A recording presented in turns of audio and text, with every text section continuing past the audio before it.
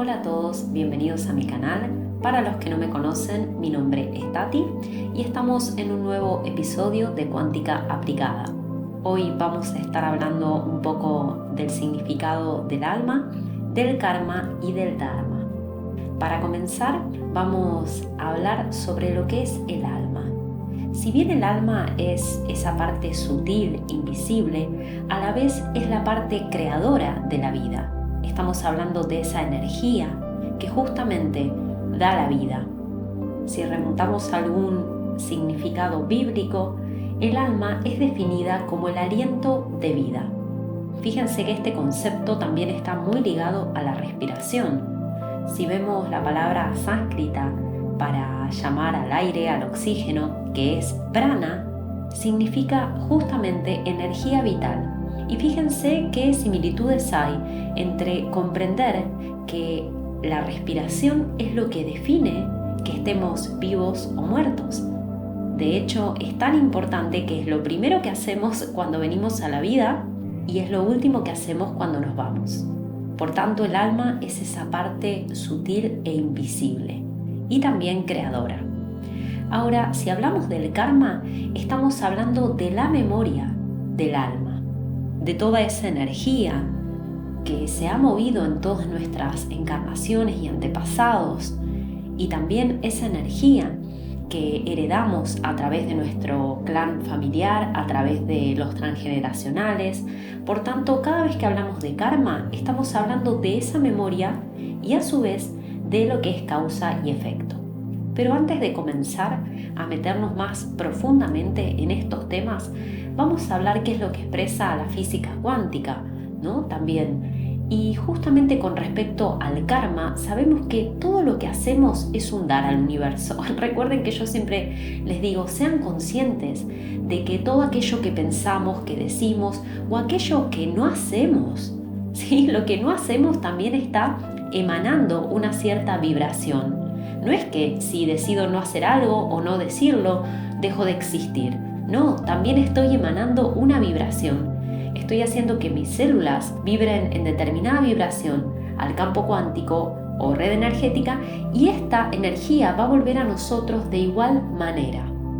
Y antes de ver esto en profundidad, como les decía, quiero que toquemos algunos conceptos. Por ejemplo, dentro del mindfulness se expresa ese libre albedrío de decidir, ¿no? Decidir con conciencia cómo estamos vibrando y qué estamos emanando al campo, qué tipo de karma estamos generando. Entonces se expresa justamente como la pausa.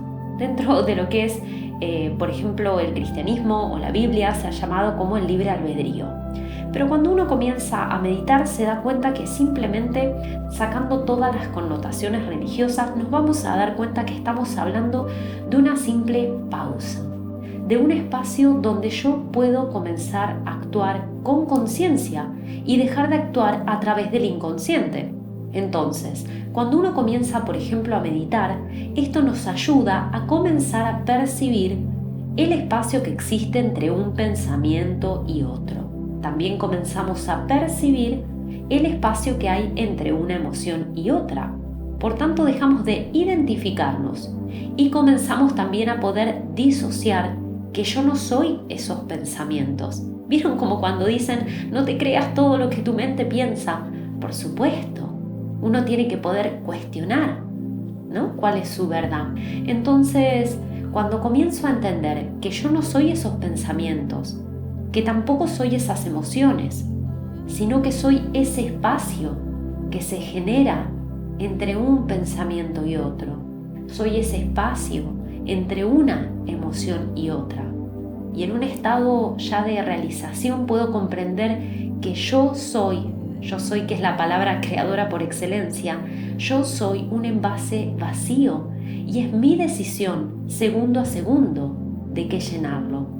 Entonces, sabiendo esto y conociendo mis sombras, los momentos en los que reacciono mal, ¿no? Ante distintas situaciones. Recordemos que el inconsciente es reactivo, ya lo vamos a ir viendo de a poco, pero, por ejemplo, si observo las situaciones comunes en las que discuto o peleo con familiares o con mi entorno más cercano, me voy a dar cuenta de que todos actuamos exactamente de la misma forma en esas discusiones o siempre saltamos de la misma manera. Pero si en vez de actuar a través del inconsciente, de forma reactiva, comienzo a estar presente, comienzo a tomar una respiración profunda en esa pausa, comienzo a llevar luz a mi vida, a estar presente, ahí puedo implementar esa pausa. Observar, en vez de juzgador y de estar ahí totalmente identificado con el ego, con mi cuerpo físico, con lo que está diciendo la otra persona. No.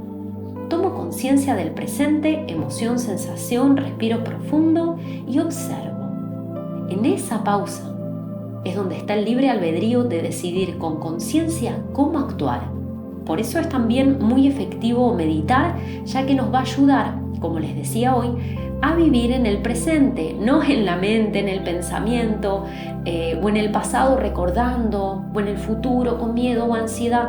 Al estar presente, dejo de identificarme con el estado emocional de la otra persona y hacerme cargo de la emoción del otro, del enojo de la otra persona, del disconformismo de la otra persona. Entonces, al estar presente pareciera que tenemos más tiempo para todo. Pareciera que la vida va pasando alrededor y ves a toda la gente corriendo y vos estás viviendo en slow motion. Vos te das cuenta que tenés tiempo de hacer lo que siempre deseaste, que de repente conectando con el presente se te abre una puerta enorme de posibilidades. ¿Y por qué sucede esto? Porque estamos aprendiendo a vivir en la eternidad del ahora, en la eternidad del momento presente, porque siempre es ahora. Por eso es que siempre les digo, no se carguen con todo lo que tienen que hacer durante toda la semana. No, la vida es un día a la vez. Un día a la vez es suficiente para educar la mente, para darme cuenta en el día qué hábitos generan un karma positivo o qué hábitos son una semillita que me van a generar en un futuro no muy lejano un karma negativo. Y para esto también, capaz que les voy a adjuntar un playlist que tengo de meditaciones guiadas. Pero recordemos lo importante que el tiempo lineal es también ilusorio, ya que pasado, presente, futuro, como dicen los yogis en un estado de iluminación, pasado, presente, futuro son uno. Entonces, esto es la fiel prueba de que más allá de las situaciones que uno está viviendo, es nuestra decisión si vamos a redoblar esfuerzos o nos vamos a rendir. Y está plenamente en nosotros si esta situación difícil que estoy atravesando la voy a utilizar para potenciarme o para limitarme en mi vida. Entonces, he aquí también que tanto estrés como ansiedad podemos ver que no son generados por otras personas, por otras situaciones, sino por el significado que estoy dando yo a todas estas situaciones, por estar tan ligado al inconsciente, a esta reactividad. Entonces, dejando de identificarme y de hacerme cargo de lo que no me pertenece, con el pensar del otro, con el actuar del otro, me voy a dar cuenta que soy libre. Una persona primero es libre de pensamiento. Primero tiene que ser libre interiormente y después va a dejar de sentirse externamente condicionada por entorno. Entonces, aclarado esto, ahora sí vamos a comenzar a hablar un poco sobre el karma. Y cuando hablamos de la ley del karma, como les decía, hablamos de la ley de causa y efecto. Esto quiere decir que cada acción genera una fuerza de energía que regresa a nosotros de igual manera. Por tanto, entre comillas, cosechamos lo que sembramos. Fíjense esta frase tan linda de Swami Vivekananda. Dice, el karma es la afirmación eterna del libre albedrío. Nuestros pensamientos, nuestras palabras y nuestros actos son los hilos de la red que tendemos a nuestro alrededor. Fíjense qué lindo tomar conciencia de esto. Entonces, el karma es a la vez la acción y la consecuencia de esa acción. Es causa y efecto al mismo tiempo. Esto es lo que hay que entender. Porque normalmente si vamos a un ejemplo del día a día, supongamos que yo me fumo un cigarrillo. En el momento que fumo el cigarrillo, rara vez uno está ligando el fumar con la enfermedad directamente. Entonces, cuando uno, en vez de actuar a través del inconsciente, Supongamos que soy una persona que fuma en momentos de estrés o simplemente cuando mi mente, ¿no? Porque es un hábito, chicos, y todos los hábitos se pueden cambiar. Entonces lo importante sería poder observar con conciencia, no juzgarme, pero sí observar con conciencia en qué momentos yo voy a por ese cigarrillo. Lo importante de esto es comprender que causa y efecto se dan al mismo tiempo. Si yo cuando voy a fumar me doy cuenta, no, fumar es enfermedad, directamente lo dejo de hacer. El karma es una acción, es una fuerza de energía que vuelve a nosotros de igual manera. Ahora, si yo actúo de forma inconsciente, a ver, vamos a dar otro ejemplo alevoso. Supongamos que me gusta el lemon pie y me como una porción, me como 2, me como 3 y digo, bueno, me como todo porque es riquísimo. No, yo si estoy consciente me voy a dar cuenta de que también ese estado de gula me va a llevar justamente a tener una indigestión o estar mal de salud. Entonces, esto es lo importante del karma. Para ser justamente consciente del karma, tengo que poder estar despierto y tengo que poder comenzar a vivir a través del presente y de la conciencia. Por tanto, dejar de actuar y de tener hábitos a través del inconsciente. Por tanto, el supuesto placer que generan estas cosas es mentira, es una ilusión porque son cosas que después nos hacen mal. Entonces, ojalá podamos tomar conciencia e implementar la ley de causa y efecto, la ley del karma, y realmente ligar, por ejemplo, lo que es, en este caso, fumar un cigarrillo con su verdadera energía, con su verdadero karma. Es real también que en la sociedad actual la falsa idea de que para estar vivos tenemos que vivir rápido y hacer todo lo que queramos y tener una vida llena de excesos, ¿sí? Ya sea de dinero, de comida, dentro de toda esa ilusión, por lo general estamos sembrando un karma negativo que después lo vamos justamente pagando, ¿no? Entonces está bueno tener conciencia de cuál es la realidad que estamos creando para nosotros y no solo en el presente, sino cuál es la semillita que estamos plantando hoy, porque si yo hoy estoy plantando un limonero, no voy a esperar después cosechar peras. Por tanto, la mejor manera de utilizar esta ley kármica es ser consciente de las decisiones que tomamos todo el tiempo. Y esto no debe para nada causarnos estrés, sino todo lo contrario. Es la libertad de decir, puedo decidir con conciencia el karma que estoy generando realmente para mi futuro. Entonces, una vez que tomamos conciencia de todo esto, ahí es cuando comenzamos a vivir con propósito. ¿Y qué es el propósito? Justamente nuestro dharma.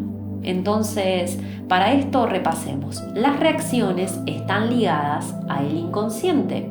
Son repetitivas y predecibles a los estímulos. Fíjense que hoy les daba el ejemplo de cuando uno discute o lo mismo con su pareja. Casi siempre es la misma metodología que uno utiliza. Entonces, ¿por qué?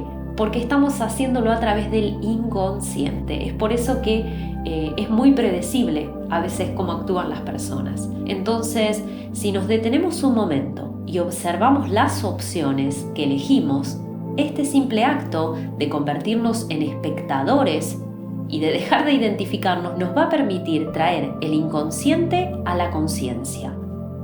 Y esto no hay que subestimarlo porque es un acto totalmente poderoso. Cuando uno comienza a limpiar el inconsciente, comienza justamente a ser consciente de los patrones que lo están limitando, sean sistemas de creencias, sean cosas aprendidas a nivel sociocultural, sean programaciones transgeneracionales.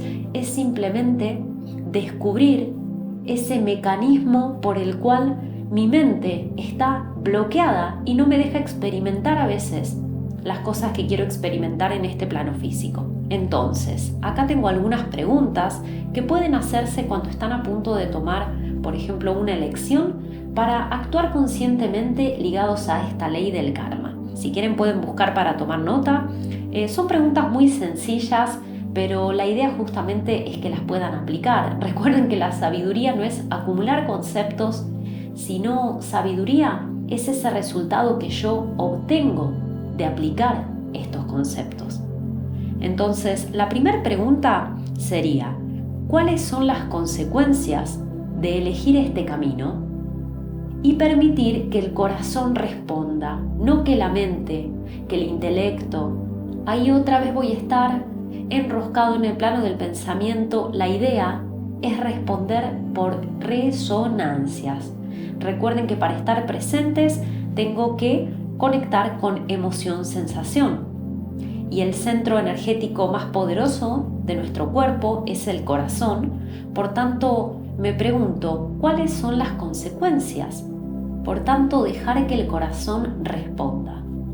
¿Traerá esta decisión felicidad para mi vida y para quienes me rodean? Entonces, simplemente sintiendo, ya voy a poder percibir cuál es la respuesta.